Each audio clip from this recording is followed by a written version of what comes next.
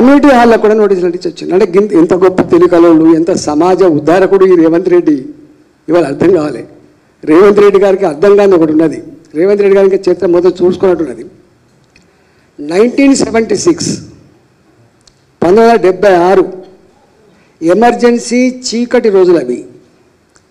Press లేదు ఆనాడు, వార్తలు లేవు, మాట్లాడే నాదులు లేడు, ప్రశ్నించే జైలపాలైన రోజులలో ఓల్డ్ ఢిల్లీలో టర్క్మన్ గేట్ వందల వేల పేదల గుడిసెల్ని 10 బుల్డోజర్లతో అవి నెట్టేస్తున్నప్పుడు వాళ్ళు చేసిన ఆర్తనాదాలు, మా ఇళ్లను కూల్చకండి, మమ్మల్ని జీవించే అవకాశం కల్పించమని చెప్పి వాళ్ళు కోరితే వందల మంది పోలీసులు వాళ్ళ మీద ఫైరింగ్ చేస్తే 10ల సంఖ్యలో చచ్చిపోయింది ఆనాడు.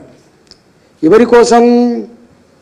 ఆ ఢిల్లీలో మారుతి కంపెనీ ఆనాడు కార్ల ఉత్పత్తి కోసం వేల పేదల కుటుంబాల గుడిసెల్ని కూల్చివేసినటువంటి నీచపు చరిత్రకు వారసులైనటువంటి కాంగ్రెస్ పార్టీ రేవంత్ రెడ్డి ఇవాళ ఆయన మాట్లాడతాడు.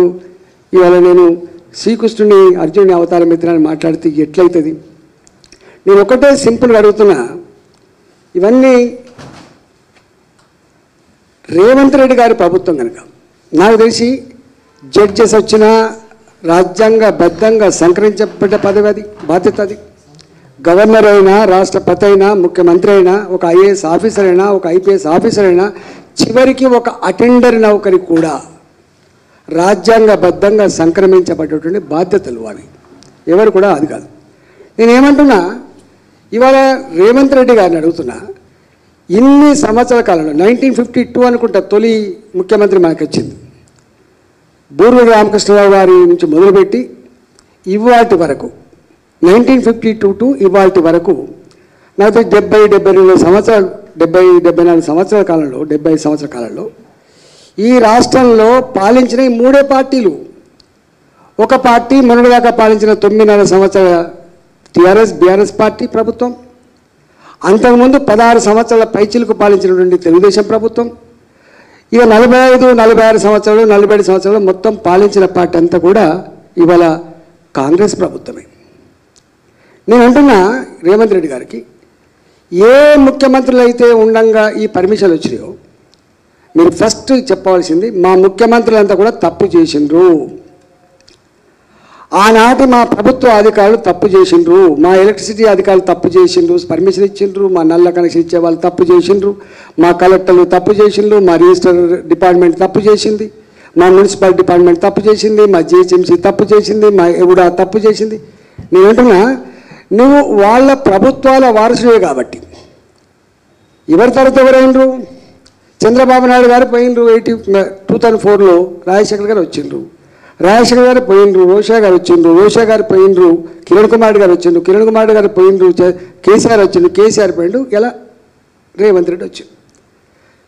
ఇవాళ ఒక కలెక్టర్ పోతే ఇంకో కలెక్టర్ వస్తాడు, ఒక కమిషనర్ పోతే ఒక కమిషనర్ వస్తాడు, ఒక ముఖ్యమంత్రి పోతే ఇంకో ముఖ్యమంత్రి వస్తాడు, ఒక ప్రభుత్వం పోతే ఒక ప్రభుత్వం. ఈ మాత్రం సోయి జ్ఞానం నీకు లేదా అంటున్నాను నేను. నీకు ఆ సోయి ఆ జ్ఞానం లేదా? నేను అంటున్నా, ఇవాళ నువ్వు మాత్రమే ఏదో పుట్టుకొచ్చినట్టుగా, నువ్వు మాత్రమే ఇవాళ శ్రీకృష్ణుడిగా చెప్తే, నేను అంటున్నా, గతంలో ఏ ముఖ్యమంత్రి ఉండంగా, ఏ ప్రభుత్వాలు ఉండంగా, ఏ అధికారులు ఉండంగా, ఏ కలెక్టర్లు ఉండంగా ఈ తప్పు జరిగిందో, తప్పు జరిగిందని చెప్పి నువ్వు చెప్పలేసుకో ఫస్ట్.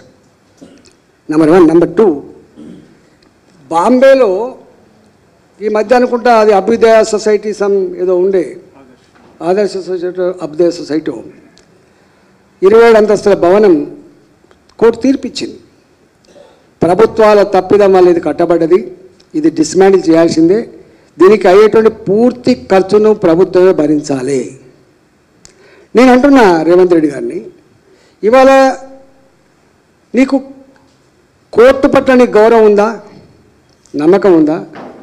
ఇవాళ ఈ భూ కబ్జాదారులు, ఈ గుండాలు ఎవరు లేని చూసి టక్కన వచ్చి ఆక్రమించుకొని రాత్రిపూట వాళ్ళ తిష్టవేత్తలు చూసినావా?